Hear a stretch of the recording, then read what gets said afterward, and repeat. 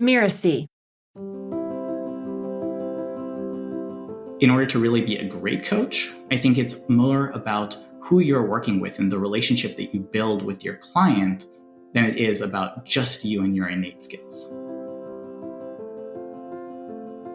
Hello, and welcome to Just Between Coaches, the podcast that tackles difficult coaching conversations head on. My name is Melinda Cohen, and I run a business called The Coaches Console. The Coaches Console has supported more than 50,000 entrepreneurs in creating their own profitable coaching business. In this episode, we're going to discuss what makes a great coach. And one thing I know is that in order to become a great coach, you have to have the ability to be very present and always be evolving your skills. Today, I've invited Ari Iny onto Just Between Coaches. Before I bring Ari on, I'll first read an email from a listener that reflects what we're going to be discussing today. As I've said in other episodes, unless you tell me otherwise, any email that you send me that we read on the air will be anonymous. So don't hesitate to be open about what's on your mind. And here's what Anonymous had to say. Hi, Melinda. I have a newer client who recently transferred into my practice from a retired coach and has nothing but great things to say about her former coach. I'm thrilled to be working with someone who's experienced the greatest coaching professionals out there. Yet there's a bit of concern building up with each passing conversation. This client constantly compares my skills to their previous coach. It weighs on me, and I've been doubting if I'm a good enough coach for this client. Is this all in my head?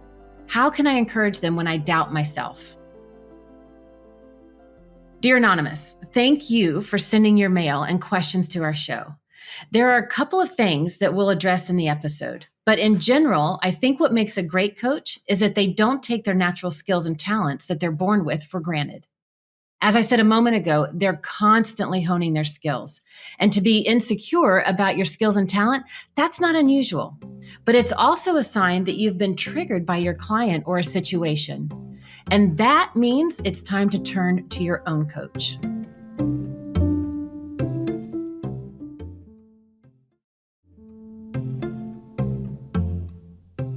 Today on Just Between Coaches is our guest, Ari Iny. Ari coaches entrepreneurs on how to teach their gifts and create online courses. He's also head of client strategy at Mirasee ACES Business Acceleration Program. Welcome, Ari. Thank you. It's great to be here. Now, could you please tell us a little bit about yourself and your background so that the listeners can get a sense of who you are and where you're coming from? So I started my journey as a coach within our ACES Business Acceleration Program at Mirasee 4 years ago when the program started. And since then, I've been working with entrepreneurs on building their businesses, mostly online, but also brick and mortar, and coaching businesses who are working with people one-on-one in their practices, as well as consultants and authors and many others. We share that working with coaches is what I love. And I know that you are amazing at it. And I'm so excited to have you on Just Between Coaches and to dive into the subject of what makes a great coach. Now, what would you say defines a great coach? How would you define that? Sure. So that's a great question. And I feel like there isn't kind of this person is a great coach and that's it. It really goes to always wanting to improve and push yourself and learning, because no one really finishes their journey in becoming a great coach. You can be a great coach for a person in a moment, but if you want to continue being a great coach and becoming ever greater, you always need to be learning and evolving. And part of that is listening and having those conversations with the people that you're working with and seeing where are the gaps, where are the places where you actually could learn how to handle a piece better, or you could learn to grow your skills or your capabilities. And that's where going to different learnings online or finding a coach of your own to work with you on that is super important. Yeah, I love that distinction.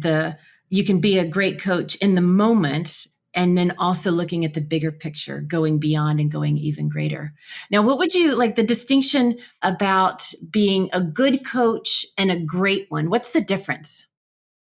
So to me, the difference between being a good coach and a great coach actually has a lot more to do with the relationship that you have with the person you're working with versus your specific innate skills. So, in my mind, there isn't one person that is a great coach to everyone. You're a great coach for the right person for you, meaning someone that is struggling with either a problem that is mental or a tactical problem that they may be working on, whatever it may be, but someone who your unique set of skills is really best poised to help. You're a great coach for that person. That does not mean that you'll necessarily be a great coach for anyone. You can be a good coach for anyone. Coaching skills are transferable to many, many different things. And yet, in order to really be a great coach, I think it's more about who you're working with and the relationship that you build with your client than it is about just you and your innate skills. Okay, this is interesting. So it's less about your skills, more about the person, which is also interesting because a lot of newer coaches, they just like anybody and everybody. I'll coach everybody. And so what I hear you saying is that's actually preventing them from being a great coach. I would say that it is. And at the same time, when you're starting out as a coach or in anything, you're still figuring out what is the best fit for you, kind of where do you fit into the world. And so I think it does make sense to a certain extent for a coach that is just starting out to try and work with anyone and everyone. But I think it's really important for them to pay attention to who are they most capable of helping? Who are the people that when they're working with them, they're making the biggest shifts for them? Who are the people that they most enjoy working with? Yeah, paying attention to those patterns and rather than it being more of kind of a fear-based, I'll work with anybody and everybody just so I can have clients, let it be an intentional kind of research based to inform where do you shine? Exactly. Experimenting all the time to see who are the people that you most enjoy helping and you can help the most. Because often the people that you end up helping the most are also the people that you enjoy the most helping, because we all feel great when we're actually able to help people. Right. Now, going back to the skills of the coach, because I do think that plays a part in it. What traits do you think a great coach should have? To me, it really is about always being open to learning. I think it's really important that a coach be able to listen, really be able to understand the person in front of them and be able to process what they are actually going through. Often, and this is kind of a big distinction between coaching and consulting, but there are a lot of people out there who call themselves coaches and yet they try to consult, meaning that they go in, they think they know what the problem is, and then they just try to kind of pass along that solution to the person they're working with. Whereas I think a really good coach or a great coach will sit there and listen and really hear where their client is coming from and what are they actually struggling with and help them solve that as opposed to whatever it is they thought they needed to solve as they were going in. Yeah, not just giving them a solution, say, here, go do this and you'll be fine, but really holding the space for what is the solution based on where they are. Is that what I'm hearing you say? Mm-hmm. Yeah. Are there any other traits? Not that there has to be, just curious if there's any other traits that you might say contribute to making not just a good coach, but a great coach. Courage is a really, really important trait in a coach, because a lot of the time you can maybe be very good at hearing what the person in front of you is saying, but sometimes it can be difficult or even scary to tell them what they need to hear versus what they want to hear. So I think that in order to really be a great coach, you have to be courageous and be willing to have sometimes difficult conversations with the people you're working with, because it is what is in their best service. I love that. I talk about courage all the time. I've never actually articulated it as a coaching skill quite like you just did. So I love that you framed that out and brought that out, because I truly think that is what, a good coach is kind of one level, but a great coach is willing to have those conversations. And, I had a client, I was like, you may never talk to me again, but I have to say this. Mm-hmm. And I was okay doing that because it was of the most service for the client that was in front of me at the time. Now, some coaching skills that I think of, whether it's a good coach or a great coach, right? You've talked about listening, Mm-hmm. questioning, right? Reframing, reflecting. And I would also add in massive compassion. I think that goes hand in hand with the courage piece, right? Massive compassion and intuition. So you know when to have those hard conversations. And I find it important to have that massive compassion so that you can have those difficult conversations with all heart. Absolutely. And I think that is yet again, one of those things that really differentiates between a coach and a consultant. A consultant is coming in just with their agenda.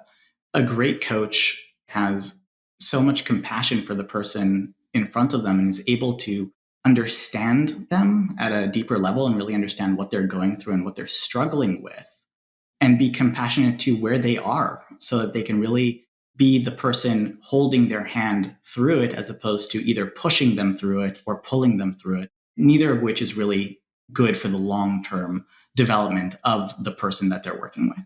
Right. Yeah. Yeah.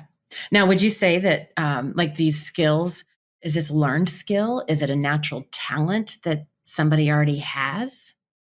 I would say it is both, in that every one of us has different levels of each of these skills innately. Just from the way that we grew up, we can either be more or less compassionate based on um, the circumstances of our lives. Same goes for our listening skills. Same goes for us feeling like we are able to have those difficult conversations and courageous conversations with people. All of those things are things that many people do have to certain levels, but all of it is very, very important to always be practicing and growing within. So none of these are skills that anyone is ever done growing and improving. All of these are skills that are super important to have and are super important to always be top of mind for you as a coach to make sure that you're keeping them in mind. You're making sure that you're always growing them, always putting the effort into improving them, and making sure that you're also not letting yourself off the hook. And this is where having your own coach can be super valuable because they will do for you what you do for your clients, where they will help you improve those skills for yourself and keep you accountable to actually making that happen and not resting on your laurels and saying, no, I am now a great coach and that is it. That's all I need to do, because that's really where the decline can start happening. Yeah, exactly. I wholeheartedly agree that I think every coach should have their own coach. I think it should be a requirement. Now, I'm going to put you on the spot. What was the last thing that you did to improve your coaching skills? So I am very, very lucky to have weekly mentor conversations with the director of our ACES program within Mirasee. And so I'm always improving through that. I'm also very lucky to be a mentor to other coaches within our ACES program. And this is actually something that I find very interesting. When you're in the position where you're able to listen to other people's coaching calls, when you're able to be in the position to mentor other coaches, you actually learn a lot. You see a lot of where your own gaps are because you can listen in and you can say, wow, they did that really well. I don't think I can do it that well. What can I learn here? Or even, okay, that's somewhere that I can see now that that isn't the best way to handle it because I'm listening as an outside observer. And also, I did that exact same thing last week.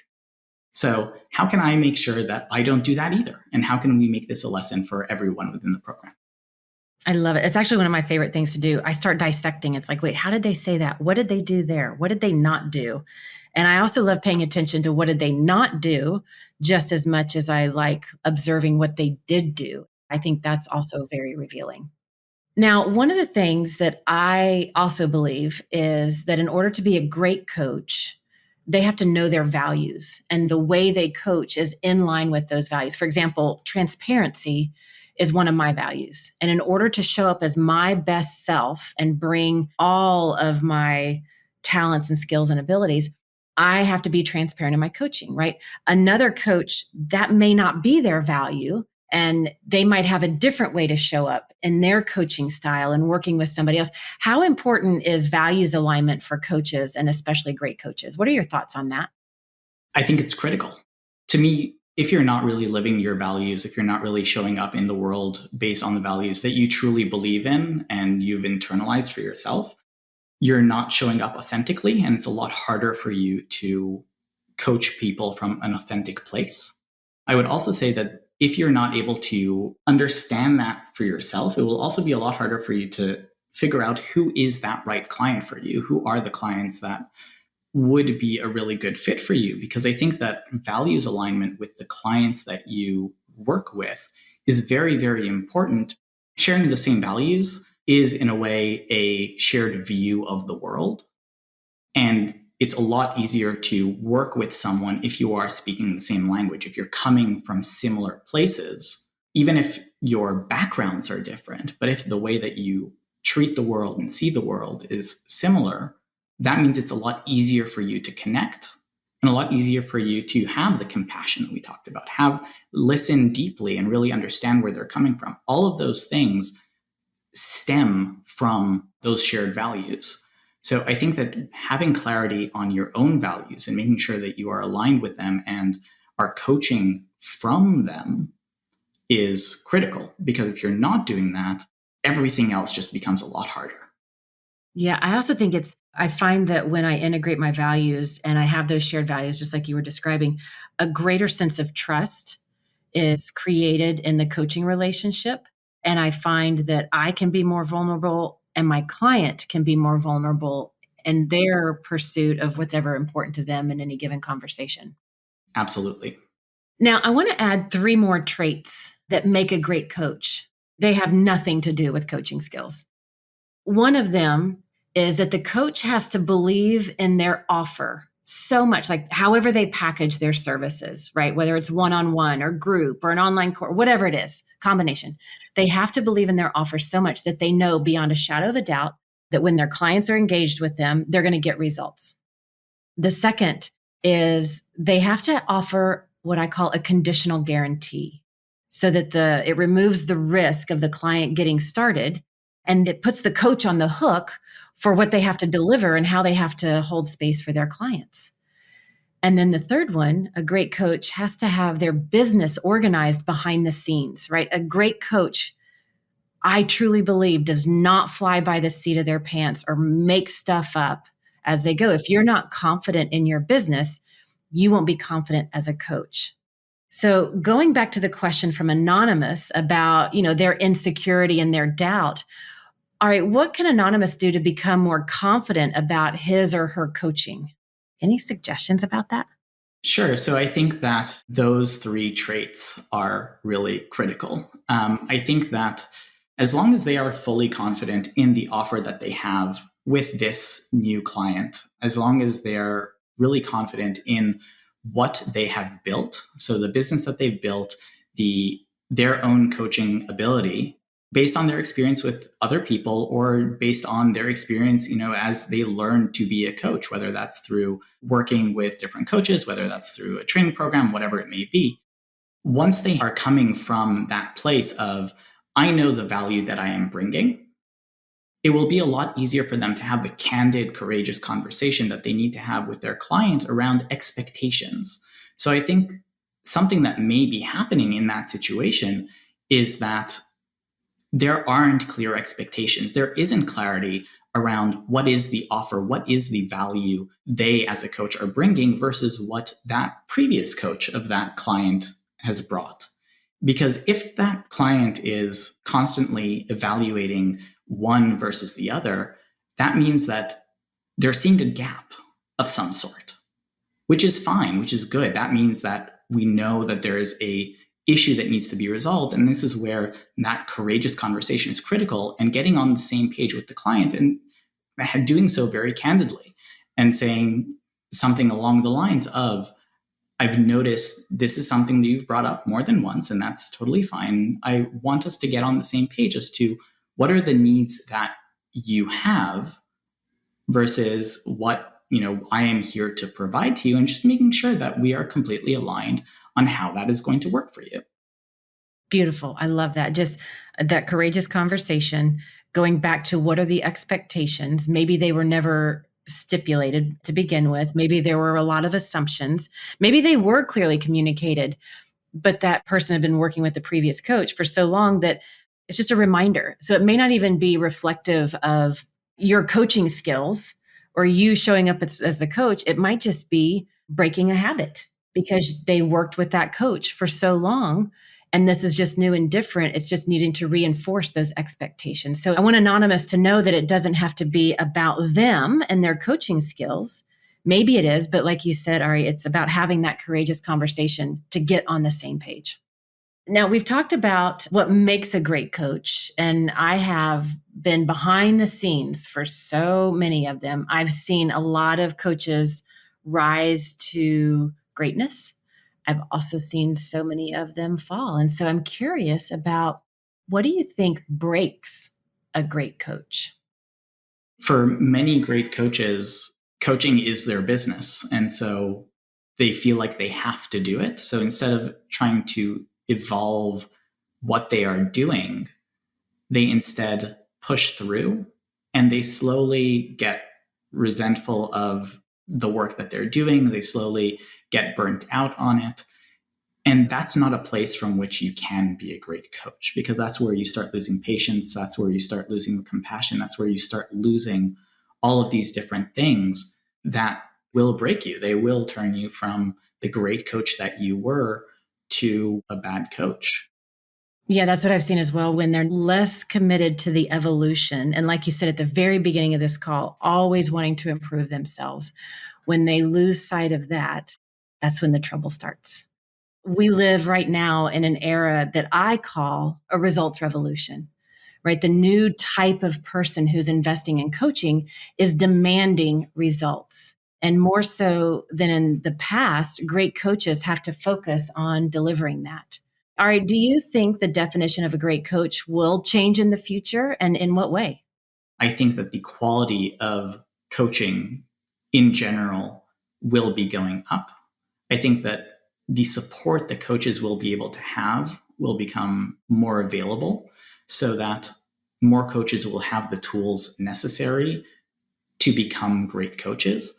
And that means that those coaches who really are just resting on their laurels, they'll suddenly find themselves with a lot less to do, because people will be demanding results. People will be demanding compassion and a coach that really gets them and understands where they're coming from, and a coach that is able to help them understand where they need to go and where they want to be going. I think those things that you just said, no matter how the coaching industry evolves, or how coaching as a skill, as a talent evolves, that the courage, the massive compassion, the dedication to always improving yourself, like those are through lines that will be here forever. And as long as we stay focused on those, then whatever comes our way, I think when those of us that are dedicated to that and dedicated to serving our clients and putting our clients first, then we can organize ourselves, our own talents, our business, our offers, our everything to evolve with that. Exactly right. And especially all of the skills that we've talked about are exactly the types of skills that allow a person to hear what's actually going and anticipate what's going on in the market anyway.